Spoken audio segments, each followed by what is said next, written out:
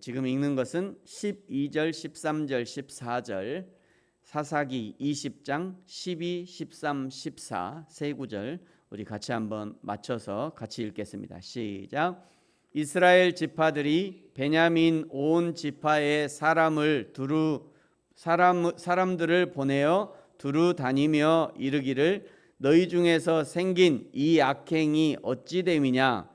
그런즉 이제 기브아 사람들 곧 그 불량배들을 우리에게 넘겨주어서 우리가 그들을 죽여 이스라엘 중에서 악을 제거하여 버리게 하라 하나 베냐민 자손이 그들의 형제 이스라엘 자손의 말을 듣지 아니하고 도리어 성읍들로부터 기브아에 모이고 나가서 이스라엘 자손과 싸우고자 하니라. 아멘.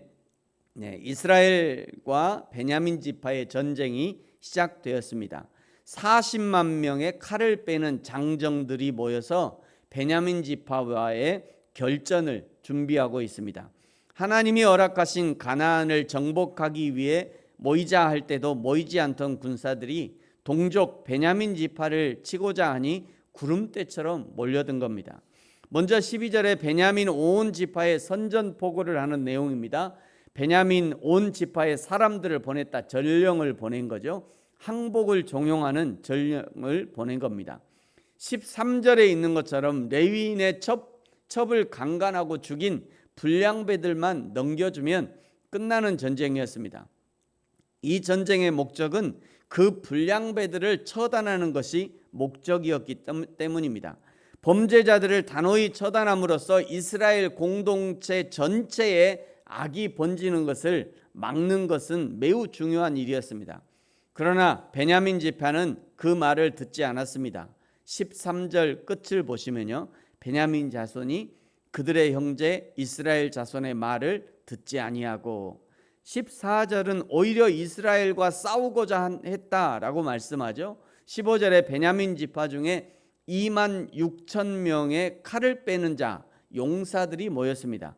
그 외에도 기브아의 주민 중에 700명이 따로 선발되었습니다. 16절에 기브아에서 선발된 용병들은요, 물매를 기가 막히게 돌리는 사람들이었습니다. 이 물매는 다윗이 돌려서 골리앗을 죽였던 그 물매입니다. 공격용 물매이죠. 살상용 물매였습니다. 베냐민 지파를 징계하러 올라온 이스라엘의 40만 군대에 맞서 한 발짝도 물러서지 않는 베냐민 지파를 보여주고 있는 겁니다. 결국 모두가 몰락하는 길로 들어서고 만 것이죠. 17절부터 28절까지는 이스라엘 40만 군대와 베냐민 2만 6,700명의 전쟁을 기록하고 있습니다. 18절에 이스라엘 자손이 하나님께 여쭙습니다. 누가 먼저 올라갈까요? 하나님께서 유다가 먼저 가라 말씀하죠. 그러나 이 첫 번째 전쟁에서 21절에 이스라엘 사람 2만 2천이 죽고 맙니다. 대패를 한 거죠. 사실은 여기서 알아차려야 했습니다. 하나님이 허락하셨는데 전쟁에 지고 2만 2천이 죽었다면 이 전쟁은 하나님의 뜻이 아니라고 판단을 했어야 합니다. 그러나 인간의 욕심이 이스라엘을 전장으로 이끌어갑니다. 22절에 이스라엘이 다시 용기를 내어 전열을 정비합니다. 다시 용기를 낼 일이 아니라니까요. 여기서 그냥 하나님 앞에 엎드려야 돼요. 하나님, 이건 뭐가 문제가 있군요.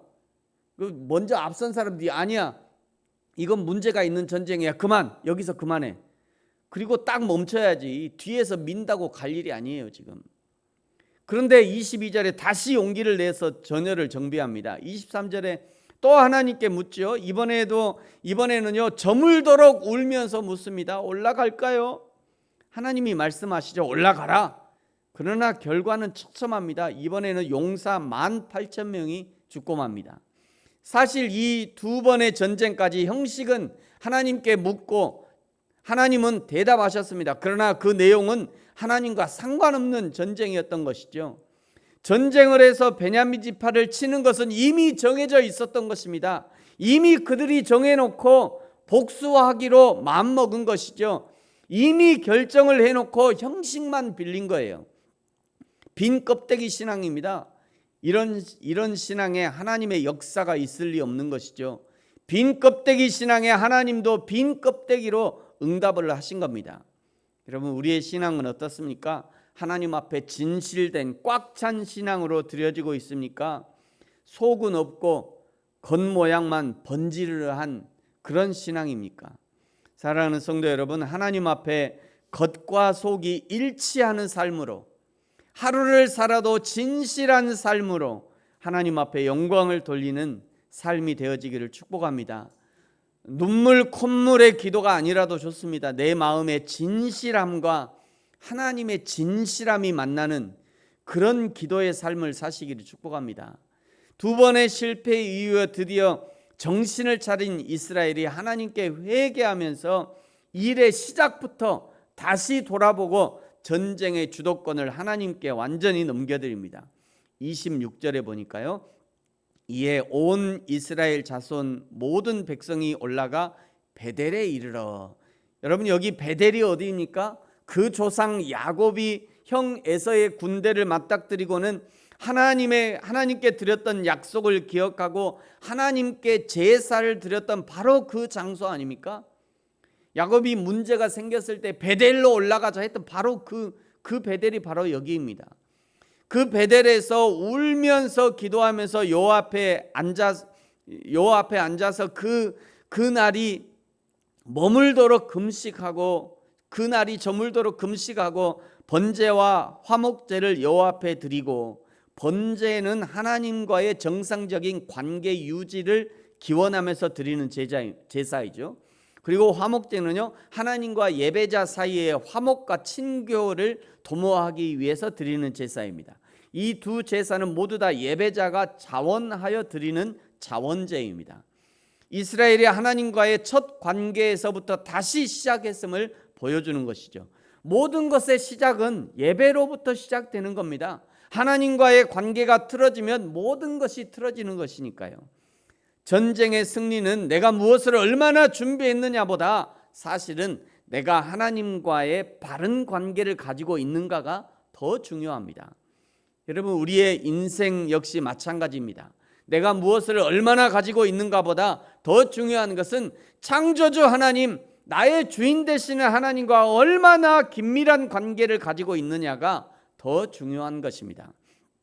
드디어 이스라엘이 그것에 눈을 뜬 것이죠. 22,000을 잃고 18,000을 잃고서야 드디어 눈을 뜬 것입니다. 그리고 28절에 다시 여호와 하나님 앞에 첫 질문을 시작합니다. 우리가 다시 올라가서 내 형제 베냐민 자손과 싸우리이까 말리이까? 하나님께서 다시 대답하시죠. 올라가라. 내일은 내가 그를 내 손에 넘겨주리라 하시는지라. 하나님이 다시 허락하신 이 전쟁의 목적은 땅을 차지하거나 하나님을 섬기지 않는 이방을 몰아내는 목적이 아니라 범죄한 베냐민, 범죄한 이스라엘을 징계하는 목적이 있는 겁니다. 여러분, 우리 인생의 전쟁도 마찬가지입니다. 큰 전쟁이든지 작은 전쟁이든지 내 주변에서 일어나는 모든 전쟁, 인생의 전쟁은 그 전쟁을 통해 이루시고자 하는 하나님의 목적이 있는 것이죠. 그 하나님의 목적을 발견하면 끝날 것이고, 발견하지 못하면 계속 전쟁 속에 살게 되는 것이죠. 사랑하는 성도 여러분, 하나님의 역사, 사람의 역사는 진실한 관계에서부터 시작되는 겁니다. 거짓과 자기중심적인 관계로는 결코 역사가 일어나지 않습니다.